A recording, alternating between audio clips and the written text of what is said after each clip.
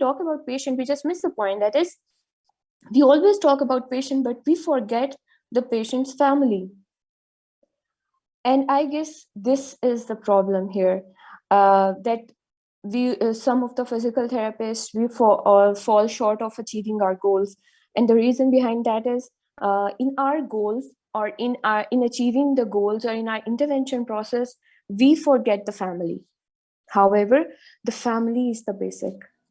A person is handicapped, a person is disabled, a person is not able to perform his activity of daily living, or whether the person is not able to perform his instrumental activity of daily living, he is basically fully dependent, partially or fully dependent on the family.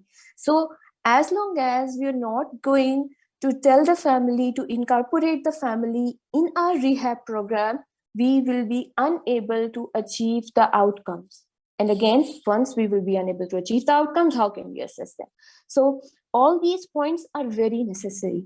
Now coming towards, so this was about the cardiac rehabilitation. Now coming toward the goals of cardiac rehab. So out of many goals, I would just like to share a few, like 4 or 5 goals with you, so that you can just keep it in your mind and they will be helpful for you people. So the first goal of cardiac rehab would be to curtail the pathophysiologic and psychosocial effect of heart disease. Now here, I can just recall that thing. I have been teaching community medicine for like some past more than 4 years in different institutes. And there comes a chapter in which we discuss about disease. So there are different theories behind it. There are different school of thought. Some people say it's just malfunctioning, or it's something like your brain disorder. Some people say it is something related to your social life. If you are disabled to perform certain activities of social life, you are diseased. But the most comprehensive of the definition that was given by World Health Organization, it incorporates the 4 sections, and the same 4 sections are in my first goal: the pathology, the physiology, the psychology, and the sociology.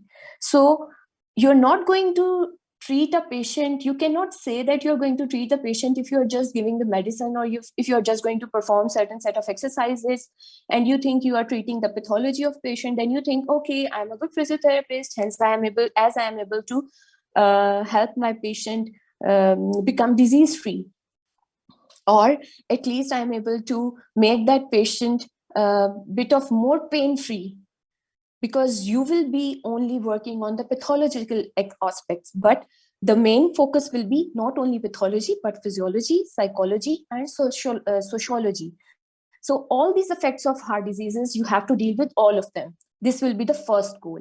Our second goal will be how we can just stop the risk, or if we are unable to stop the risk, we can say how we can just limit the risk of reinfarction. You must have heard this thing if you have ever encountered someone in your family, or if you have seen someone in your close relatives who is suffering from heart disease. So the first thing you just get to know from these people, what is that statement? In our layman, what we say, ये तो एक लंबी बीमारी है और इसकी दवाइयाँ या इसका जो ट्रीटमेंट है वो तो आपके साथ सारी उम्र चलेगा. So why we say this?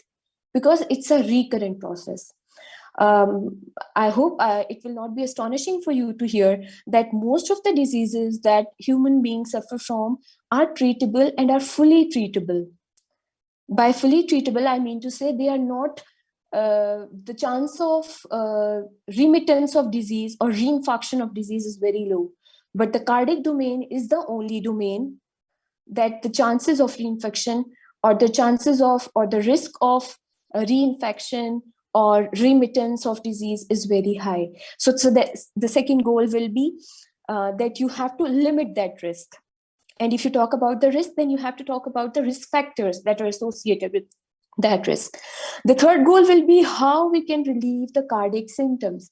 And I hope most of you will be aware that cardiac symptoms include a diffuse chest pain on the left side of your chest, and definitely it is radiating as well towards the left side of your neck and the lower jaw. Sometimes it happens at the back of your shoulder girdle. In females, it's a specific pattern that they feel pain in their epigastric region. And if you talk them, they can just pinpoint If you ask them, they can just pinpoint that region of pain, that we are feeling pain here. Most of the men experience the chest pain after having any meal. So these are some of the symptoms. So the third goal will be how to relieve these symptoms. Our fourth goal will be how we can reverse the process of atherosclerosis. I would like to just give you a one-liner of atherosclerosis for those who are just unfamiliar with this term. Whenever we talk about cardiac diseases, or we talk about cardiac regimes that are used to treat that disease, that's specific group of disease or individual disease, we always talk about atherosclerosis. Basically, it is something in the layman, you can say it's hardening of your vessels. And this hardening is basically the development of sclerotic plaques. And how they develop? They can develop underlying, if you just go into the baseline, you will get to know it's always linked with your cholesterol levels. And talking about cholesterol levels, there are two types of cholesterol, again, the happy one and that is called as the HDL and the LDL. The HDL should be higher than 35 millimoles, and the value for LDL should be kept lower than 200, not be higher than 200. See, so the atherosclerotic process, your goal will be how you can just retard the process. Yes, it's not shocking. You can retard the process of atherosclerosis, or at least you can revert it back. So that will be our fourth goal. The fifth goal will be how we can reintegrate the heart disease patients into their successful functional status. Or if I just paraphrase this statement, I will say how you can help an individual who is undergoing a cardiac rehab process, how that individual would be able to perform his or her activities of daily living, or how you can help that individual to bring back to his instrumental activity of daily living. So this will be our last goal. And I would like to mention one thing here. I hope wherever you people study, your teachers should have taught you that whenever you are going to make the goals, keep one thing in mind. You start with the more important ones and you end at the broad ones. Have you seen the pyramid? How is it?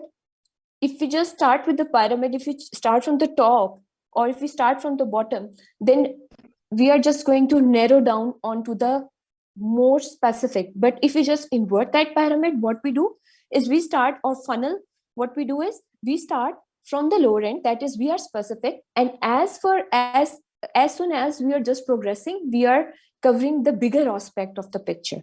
So this is how you should also make the goals, and these are a few of the goals of your cardiac rehab. Now, what are the benefits? Why are we talking about it?